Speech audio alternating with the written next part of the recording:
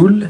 Salam, bonsoir à tous, j'espère que vous allez tous très bien. On se retrouve dans cette nouvelle vidéo analyse. On va parler de beaucoup de choses. On va parler du cas et de l'information assez historique, si on peut dire.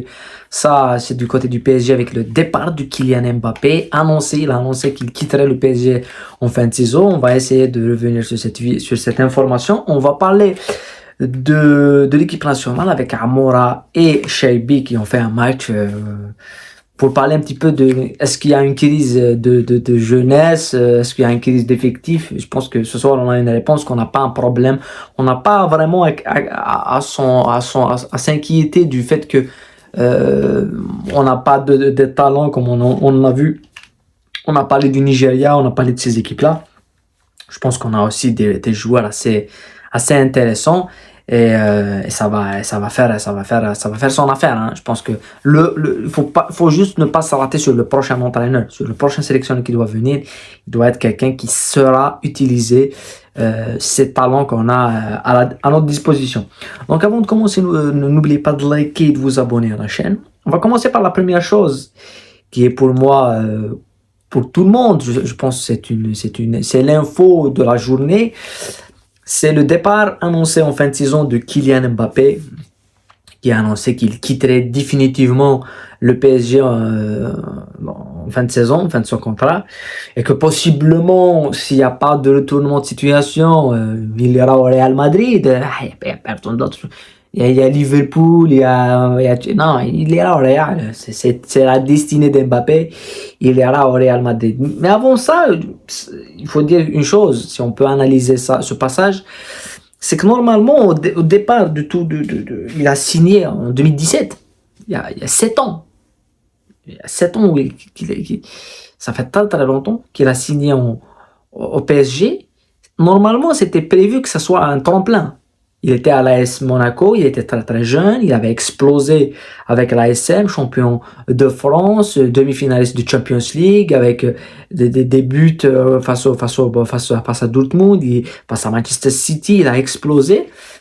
Et on s'est dit, il allait partir directement au Real Madrid, il était jeune, parce que je pense que si ça se fait maintenant, il fait la même saison à l'AS Monaco, il a 17 ans, il part directement au Real Madrid. On a vu Tchouaméni, on a vu Kamavinga, voilà. Ces joueurs partent directement dans leur club. Ou sinon, les clubs les gardent une année de plus et les vendent, après ils partent directement au Real Madrid. Là, il a choisi d'aller au PSG pour mûrir, pour s'imposer encore plus, ce qui était assez intelligent, je pense. Mais passer 7 ans au PSG, je pense que c'était beaucoup. Parce que on l'a vu aussi cette année.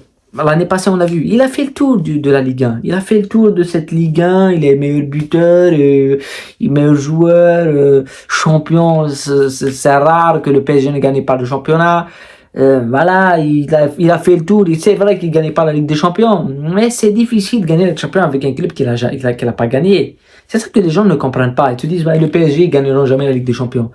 Oui, on disait la même chose de Chelsea. On disait la même chose de Manchester City.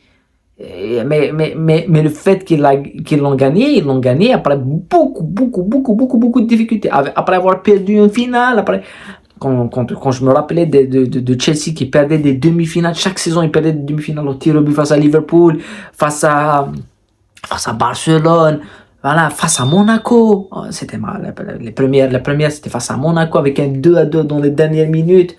Voilà, mais ils l'ont gagné, on finit par la gagner, donc c'est difficile. Ils ont fait une finale, il n'a pas été au rendez-vous en finale. Il a joué avec Neymar, il a joué avec Messi. Donc pour moi, il a fait le tour au PSG. Et je me rappellerai de l'interview de début de saison que Messi a fait une interview, il a parlé de ça, il a dit que Messi, qui est un joueur du Barça, qui a loué à son équipe, et pour lui le Barça est au-dessus, et qu'il a conseillé Mbappé d'aller au Real Madrid. Et tout le monde va aller le conseiller d'aller au Real Madrid. Il fallait qu'il parte au Real Madrid. C'est pas parce qu'on est... Je sais pas que j'aime pas le PSG, non, c'est pas ça. Et moi, je trouve que c'est une relation toxique. Cette saison, on l'a vu encore plus. On en a parlé hier. On a vu qu'il y avait deux équipes. Il y a Mbappé et le PSG. Il y a Enrique, ce que veut faire Enrique et ce que veut faire Mbappé. Ça colle pas. Ça colle pas. Soit il fait ce qu'il veut, donc t'as pas de jeu, et on a beaucoup critiqué le trio Messi, Neymar et Mbappé, mais soit tu joues pour eux, c'est-à-dire que les autres vont défendre, soit tu les intègres et c'est difficile. Donc, je pense qu'il a fait le tour et il va aller au Real Madrid. Tu sais, ça va être sa destinée. Il doit y aller au Real Madrid. Et voilà, le PSG doit prendre ça comme une bonne chose pour se réorganiser, recruter. Ils toucheront pas vraiment quelque chose, voilà, ils toucheront pas une grosse, pas de transfert. C'est dur, mais ils ont pas un problème financier, le PSG. Comme le Real Madrid, ils n'ont pas de problème financier. Donc ils vont aller recruter un attaquant, Osimhen, Leao, quelqu'un qui est dans le registre d'Mbappé, même s'il n'y en a pas, il y en a pas beaucoup. Mais tu peux citer deux, trois joueurs qui peuvent à minima le remplacer, investir sur un bon milieu de terrain, investir sur être beaucoup plus en équipe que pour un joueur. Et pour Mbappé, le fait d'aller au Real Madrid, de réaliser son rêve, jouer dans le club de ses rêves, dans le club qu'il aime et s'épanouir au Real Madrid et voilà, pourquoi pas peut-être gagner la Champions League, gagner le Ballon d'Or et tout. Donc c'est une suite logique. Moi, ce qui m'a beaucoup énervé, je suis pas le seul. C'est beaucoup de personnes ont vu ça. Chaque mercaton dit il va partir, il va rester, il va partir, il va rester. Quand même, le PSG, ça aurait dû être un tremplin pour Kylian Mbappé. Et c'est devenu, il a passé 7 ans. 7 ans. Les gens ne se rendent pas compte, mais il a passé 7 ans au PSG, devenu le meilleur buteur du PSG, capitaine du PSG. Bon, voilà. Je pense que c'est une bonne chose que cette info sort maintenant et que, voilà. Après, je sais qu'il y aura une petite rumeur, il va signer là. Il ira au Real de Madrid. Après, pour parler de l'équipe nationale, et on a vu aujourd'hui en Conférence League, on a l'équipe de la Saint-Gilloise de Amoura qui a joué face à Francfort de Shaibi. C'était un très très bon match. L'équipe belge de Amoura, l'équipe de Amoura, elle est très très belle à avoir joué. Du jeu, Amoura, il est impertinent en profondeur. Il est passeur, Shaibi buteur et passeur.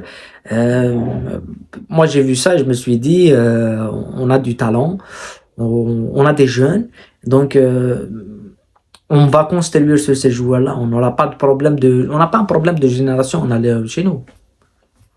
On n'a pas un problème de joueurs.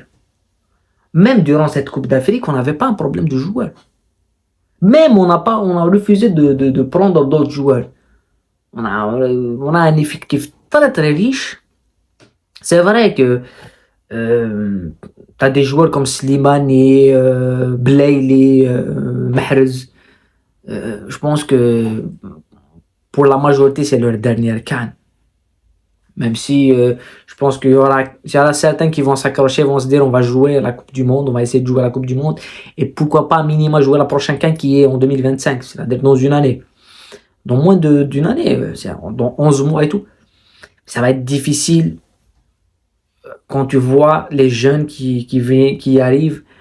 Ce qu'on a vu, on a vu des joueurs qui n'ont plus faim. C'est ça qui a été critiqué pendant cette CAN.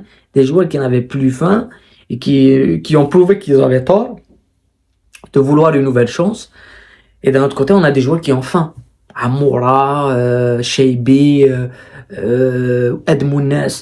C'est des joueurs qui ont envie de jouer. Envie vraiment d'être là, envie vraiment de représenter l'équipe nationale. Et c'est leur tour. C'est une suite logique. Donc, moi, je pense que tout est bien équilibré, tout est bien fait. T'as des anciens qui sont, on va pas dire cuits, à faire rouler, tout, c'est bon, c'est fini, on va plus les, qu'est-ce que tu vas faire avec? Qu'est-ce que tu vas faire avec? Et à un certain moment, pour gagner des titres, mais en sélection, il faut faire du son neuf. Oui, ça arrive comme exception que tu peux aller faire 2 grosses top compétitions, mais avec beaucoup de changements. On a vu par exemple la Croatie, c'est pas vraiment la même équipe qui est allée en finale en 2018, qui est allée en finale. Oui, il y a les Modric, il y a les Kovacic, mais t'as Brozovic qui a beaucoup mûri. Il y a plus Mandzukic. Ah oui, il y a plus Mandzukic. Il y a d'autres joueurs en défense. T'avais Vitas qui était quand même énorme, t'as Guardiol, Livakovic qui est une révélation. Donc, ils ont mis beaucoup de jeunes aussi. Même eux, ils ont changé en gardant l'ossature, mais une ossature qui est légendaire. Le niveau de Modric, on dirait qu'il a 20 ans, le Modric. Même Kovacic ne joue pas beaucoup, donc ils ont ils ont joué avec de l'expérience, mais ils ont fait beaucoup de son neuf. Et des joueurs de 20 ans, voilà. Donc l'équipe nationale, ça aurait dû se faire automatiquement avant la CAN. De voir Amoura s'intégrer directement, de voir Cheibi s'intégrer directement. Voilà, chaque ligne, normalement, tu as un jeu qui s'impose directement. On ne dit pas, il va jouer 10 minutes parce que Ferroli doit jouer. Non, Cheibi maintenant a surpassé Ferroli. C'est la vie, c'est le football, c'est comme ça que ça fonctionne. Donc le problème, il n'est pas dans les joueurs, c'est ce qu'on a répété à plusieurs reprises. Le problème, c'est le sélectionneur qui va venir. Est-ce qu'il sera capable de sortir le meilleur de ces joueurs-là? Parce que l'utilisation de certains joueurs, ça a été beaucoup problématique et beaucoup pointé du doigt. Et il y avait beaucoup de points d'interrogation. Donc le fait d'utiliser Amora, pour moi, doit être utilisé autrement. Parce que quand on le voit avec l'équipe de son club, s'il ne marque pas, passe décisif.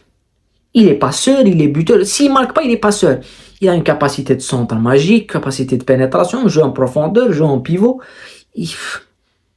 Mais avec l'équipe nationale, on dirait qu'il doit jouer sur un côté, il doit faire la différence sur un côté tout seul. Il doit y avoir une capacité de s'adapter pour que, voilà, on doit le voir comme un club. C'est possible. Mais pour ça, il faut quelqu'un qui sache faire les bonnes décisions, les bons choix. En tous les cas, ça a été très, très plaisant de voir ce match et de voir la capacité de ces joueurs-là, comme Cheibi, qui est une nouvelle fois très intéressant.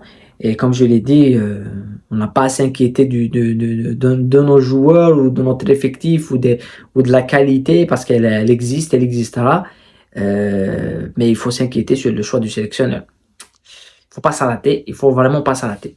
En tous les cas, voilà, j'ai juste une petite info comme ça pour finir, c'est football international. Aujourd'hui, il y a un match entre Messi et Newell's Boys. C'est quand même assez symbolique de voir Messi jouer contre l'équipe qui lui a donné la chance dès le début. Et pour dire uniquement que le football pas le football, mais la vie et le temps va très très très vite. Voilà.